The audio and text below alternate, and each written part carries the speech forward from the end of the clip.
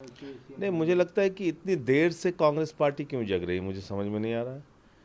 हमारी पार्टी की छात्र इकाई ने इसको लेके लखनऊ में प्रदर्शन किया, आंदोलन किया, उसमें उन लोगों की गिरफ्तारियां हुई, हमारे वंशराज दुबे जो प्रदेश अध्यक्ष हैं और तमाम कार्यकर्ता साथियों की।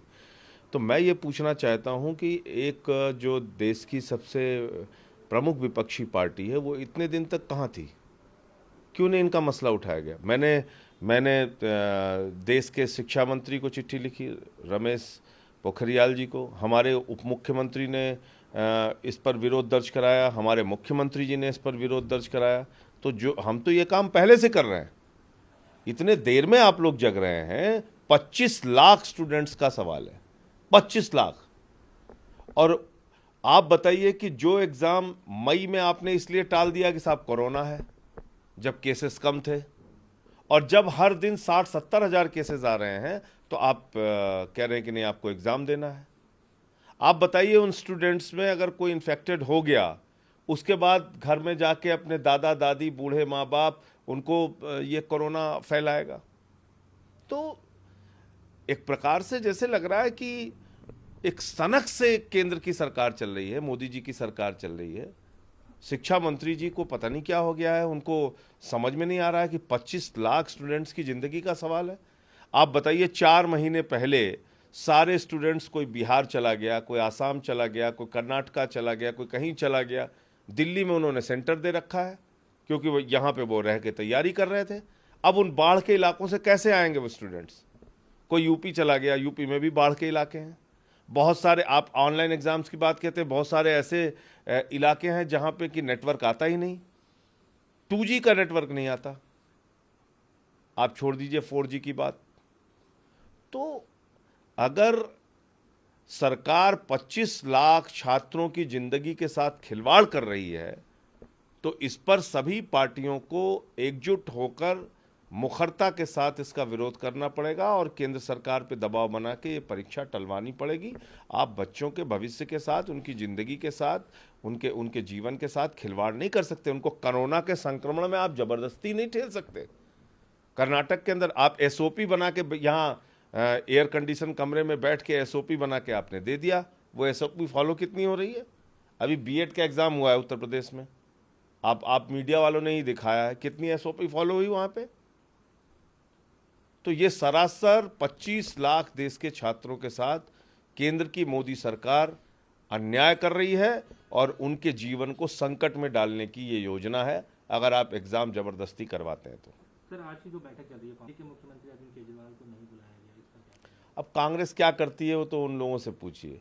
वो तो अपने यहाँ ही एक दूसरे को नहीं बुलाते, तो हमारे मुख्यमंत्री की क्या बात है?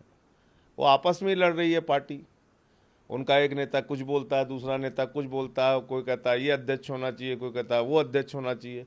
तो जो पार्टी अपने ही नेताओं को एक दूसरे को नहीं बुलाती, तो वो केजरीवाल जी को नहीं बुला रहे, इसलिए कोई खबर थोड़ी है।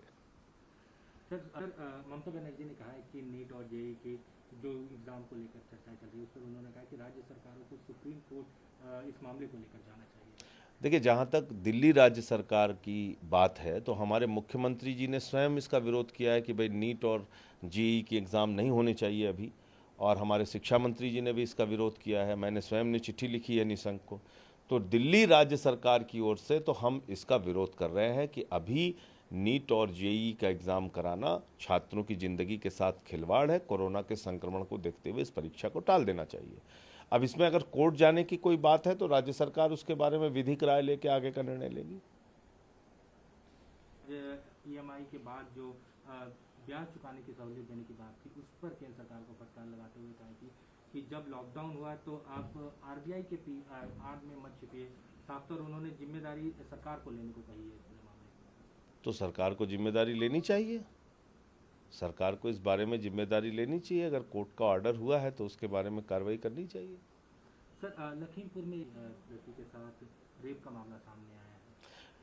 देखिए, उत्तर प्रदेश में योगी जी के राज को जंगल राज भी कहना शायद कम होगा, क्योंकि जंगल का भी अपना कुछ कानून होता है। वहाँ ना कोई नियम है, ना कानून है, ना कोई व्यवस्था है। उत्तर प्रदेश में पुलिस वाले मार दिए जाते हैं, पत्रकार मार दिए जाते हैं, व्यापारी मार दिया जाता है, बेटियों की हत्या हो जाती है। लखीमपुर खीरी में ये पहली कोई घटना नहीं है। एक बच्ची के साथ बलात्कार हुआ और उसके शरीर को छत विछत कर दिया गया। अभी मैं उनके परिवार से मिलने गया था। दूसरी घटना ये आई है जो दिल दहला देने वाली घटना है। बच्ची अपने घर से निकलती है फॉर्म भरने और उसकी कटी हुई लाश मिलती है।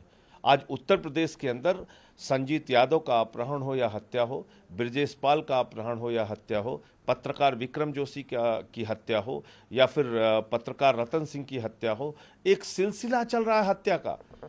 प्रयागराज में एक परिवार के 4 लोगों का गला काट के हत्या कर दी गई, 2 लोगों को कुल्हाड़ी से काट के प्रतापगढ़ में हत्या कर दी गई, एक वकील साहब की हत्या कर दी गई गोरखपुर के अंदर।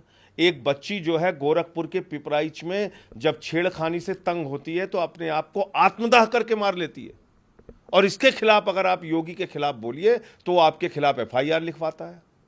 ये तानाशाही चल रही है उत्तर प्रदेश में। ऐसी सरकार को जनता लामबंद होकर इस सरकार को उखाड़कर फेंक देना चाहिए। इनको 1 मिनट भी सत्ता में रहने का हक नहीं है। आए दिन अपराध, गुंडागर्दी, हत्या, लूट, बलात्कार, ये उत्तर प्रदेश के अंदर अखबारों की सुर्खियां बनी पड़ी हुई हैं। आज ये हालत हो गई यूपी की। रो रहे हैं लोग, घरों से निकलना नहीं चाहते। अपनी बेटियों को भेजते हैं तो उनको चिंता होती है कि वो सुरक्षित वापस आएगी कि नहीं आएगी।